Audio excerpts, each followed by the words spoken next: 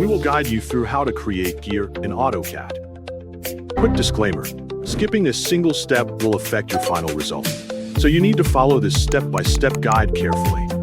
If this guide helpful, don't forget to like and subscribe. First, don't forget to comment if you still need our help or want to ask something, and we will reach you as soon as possible.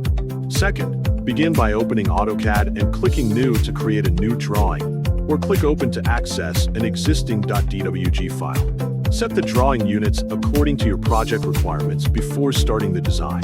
On the Home tab, select the Circle tool and create 4 concentric circles using the same center point.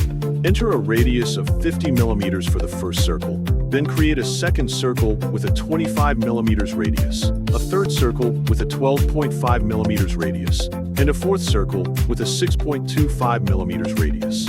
These circles will serve as construction guides for the gear profile. Next, click the Polyline tool or type P-line in the command line and press Enter. Draw the outline of a single gear tooth between the circles, then use the Offset command to create a parallel outline at the required distance. Type Trim and remove the unwanted portions of the polyline to create a clean tooth profile. Type 𝗟𝗚𝗞𝗘, press Enter. Select the gear tooth profile, press Enter. Specify the center of the circles as the array center point. Enter 4 as the number of items, and complete the array. Type Explode to separate the arrayed objects. Then use Trim again to remove unnecessary lines. Next, create one small circle on the outer circle to form a gear tooth detail.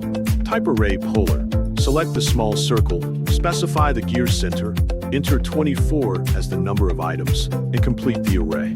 Type Explode, then use Trim to remove unnecessary portions and finish the gear profile. Finally, save the drawing by clicking Save or pressing Ctrl+S. Your gear model is complete.